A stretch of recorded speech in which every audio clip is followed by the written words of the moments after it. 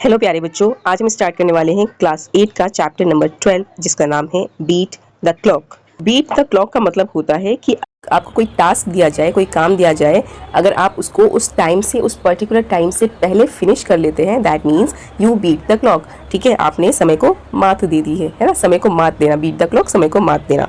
तो चलिए स्टार्ट करते हैं। Beat the clock suggest that you finish your work before a particular time.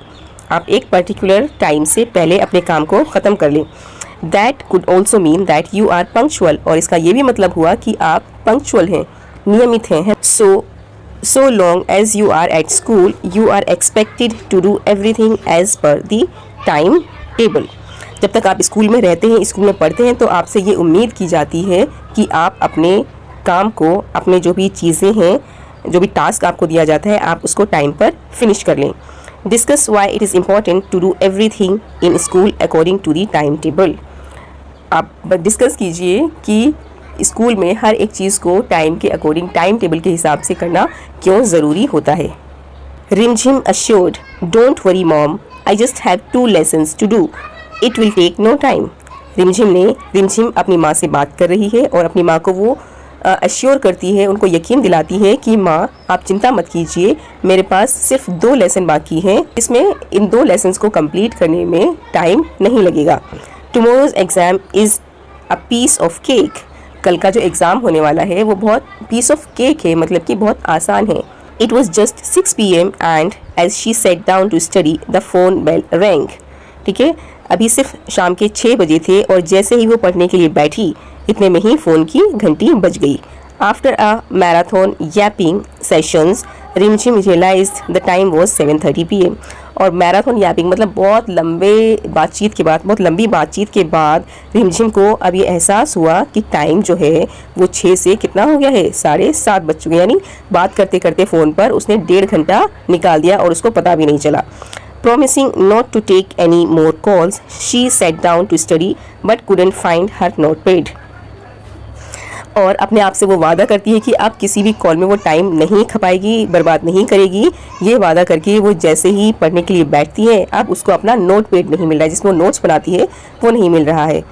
Another half an hour down the drain, इसमें तलाश में पूरा आधा घंटा निकाल देती है।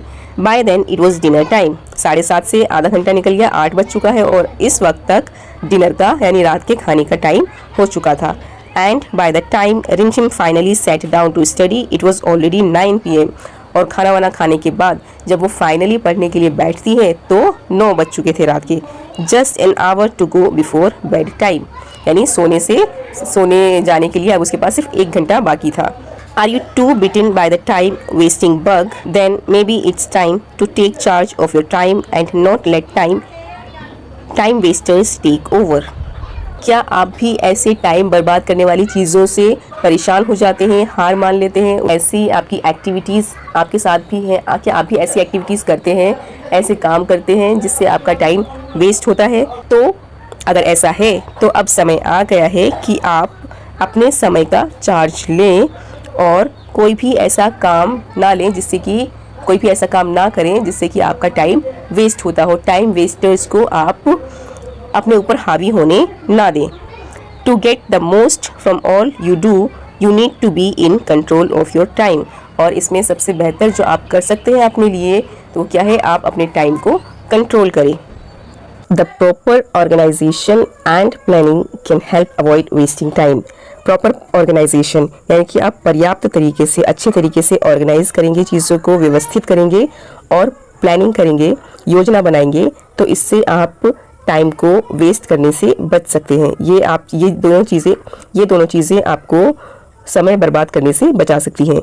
Spend a few minutes daily to chart a system. क्या करना है आपको रोज़ाना के कुछ मिनट स्पेंड करने हैं, खर्च करने हैं, क्या करने के लिए, एक सिस्टम बनाने के लिए, चार्ट बनाने के लिए। फॉर योर नोट्स, उसमें क्या करना है, आपको अपने नोट्स के लिए टाइम निकालना है, होमवर्क के लिए और जो भी ज़रूरी चीज़ें हैं उनके लिए। Make sure you right notes in the right notebook. और आपको ये भी सुनिश्चित करना होगा कि आप नोट्स बनाने के लिए अपना सही नोटबुक का इस्तेमाल करें। क्यों? To avoid wasting time in looking for them, ताकि आप जब उनको ढूंढें तो आप उसमें भी समय बर्बाद ना कर सकें। If you keep your notes neatly, अगर आप अपने नोट्स को, जो आप नोट्स बना रहे हैं, उनको साफ सुथरा रखें। And leave space for extra notes to be written later, और आप उसमें एक थोड़ी सी जगह छोड़ दें ताकि आप बाद में उसमें एक्स्ट्रा नोट्स बना सके, लिख सके। तो इससे क्या होगा, you could avoid rewriting them, तो आप उनको दोबारा लिखने से बच सकते हैं। Unless you use that as a form of revision, जब तक कि आपको रिविजन की ज़रूरत ना हो, आप उसको दोबारा लिखने से बच सकते हैं। Telephone calls are another time wasters, और जो फ़ोन कॉल होते हैं, टेलीफोन कॉल होते हैं, वो भी एक तरह से टाइम वेस्टर ही होते हैं। It will help if you set a particular time to speak over the phone. Telephone call आपको तब हेल्प करेगा जब आप उसके लिए एक ख़ास टाइम फिक्स कर लें। Request your friends to call you up only then, और आप अपने फ्रेंड से बोलें कि आप उसी पर्टिकुलर टाइम पर कॉल करें। ठीक है, आप उनसे एक टाइम फिक्स कर लें अपना, और अपने फ्रेंड से कहें कि आप उसी टाइम के अंदर कॉल किया करें। If you are in between a chore, अगर आप किसी काम के बीच में हैं, request your folks and servants to tell the, तो आप अपने जो लोग हैं और अपने जो सर्वेंट्स हैं, नौकर वगैरह हैं, उनको बोल दें your caller you will call later, कि वो अपने आपके जो कॉलर हैं, जो जिसने आपको कॉल किया है, उनसे बोल दें कि आप उनसे बाद में बात कर लेंगे। But make sure you call up after the task, लेकिन जैसे ही आपका टास्क, आपका जो भी काम है जो आप कर रहे हैं, जैसे ही वो कंप्लीट होता है, पूरा होता है, आपको कॉल करके बात कर लेनी चाहिए। लेस्ट you have an upset friend the next day, नहीं तो इससे क्या होगा कि अगले दिन जब अपने दोस्त से मिलेंगे अपने, तो आपका दोस्त बड़ा नाराज़ होगा आपसे कि उन्होंने कॉल किया आपको और आपने उनसे बात नहीं की। Try to keep your study table clutter free. अब नेक्स्ट चीज़ जो आपको करनी है वो ये है कि आप अपने स्टडी टेबल को, जिस टेबल पर आप पढ़ने बैठते हैं, उसको क्लटर फ्री रखना है। क्लटर फ्री मीन्स चीज़ों को इधर उधर फैलाकर नहीं रखनी है। Have a fixed place for your text books, notebooks, diary and stationery. आप अपनी इन सभी चीज़ों के लिए अपनी टेक्स्ट बुक है ना, जो आपकी किताबें हैं, नोटबुक हैं, कॉपियाँ हैं, डायरी है, और जो भी स्टेशनरी है, उन सब की जगह फिक्स कर लीजिए कि इस जगह पर ये चीज़ ही होनी चाहिए। Also keep clearing your desk of all rough notes, और आपको बीच बीच में क्या करते रहना है कि आप अपने डेस्क को जो है फालतू की चीज़ों से, रफ नोट से उनको साफ करते रहना है। बीच बीच में ओल्ड मैगजीन्स, पुरानी मैगजीन्स हटा लेनी है, रफ पेपर हटा लेना है। This way you won't have to waste time rummaging through a debris before finding what you need. और इससे क्या होगा कि आपका जो स्टडी टेबल है वो, उसमें मतलब एक तरह से कचरा या फालतू की चीज़ें इकट्ठी होने से जो आपका टाइम वेस्ट होता है, उससे आप बच जाएंगे।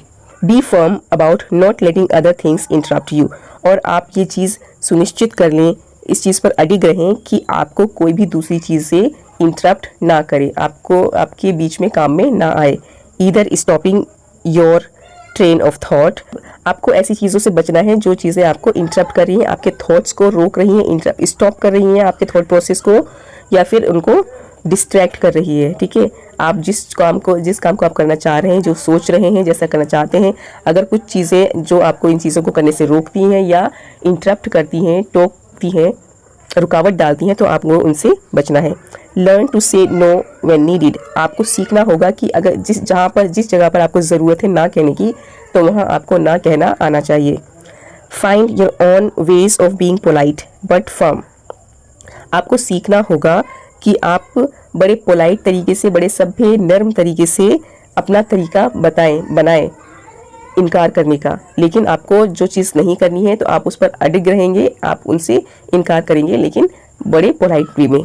Good friends will surely understand, ठीक है, अगर आप इनकार करते हैं किसी चीज़ के लिए, तो जो आपके अच्छे दोस्त हैं वो इस चीज़ को समझेंगे, आपकी बात को समझेंगे। प्रायोरिटाइज योर टास्क, जो आपके काम हैं उनको प्राथमिकता दीजिए। While it is good to list out your tasks and make a to-do list, आपको क्या करना है कि आपको अपने टास्क की जो भी आपके टास्क हैं, है ना, जो भी आपके काम हैं, उसको आपको लिस्ट आउट करना है, उसको अलग मतलब लिख कर नोट डाउन करके रखना है, लिस्ट आउट करना है, और एक टू डू लिस्ट बनानी है कि मुझे ये चीज़ें करनी है। अगर if you are not in the right mood to do a particular task, अगर आप किसी खास काम को करने के मूड में नहीं हैं, take up something else instead, तो आपको क्या करना होगा, उसकी जगह पर कोई दूसरा काम पकड़ लेना है, दूसरा काम करना है। And then go back to it, और फिर वापस जब वो काम हो जाए तब आप बाद में उस काम के लिए जा सकते हैं, वो काम कर सकते हैं। Battling with a task when your mind is elsewhere just takes up time without getting the work done. Battling with a task, जब आपका दिमाग किसी और जगह पर है, कहीं और है, ठीक है, कहीं और उलझा हुआ है और आप कोई काम करे जा रहे हैं, तो इससे आपका काम होगा भी नहीं और सिर्फ क्या होगा, उससे टाइम वेस्ट होगा। Do not spend too much time on trivial things. जो लास्ट चीज़ आपको करनी है वो क्या है कि आपको ट्रिवियल थिंग्स में, छोटी छोटी फालतू की चीज़ों में आपको टाइम बिल्कुल भी ज़्यादा खर्च नहीं करना है।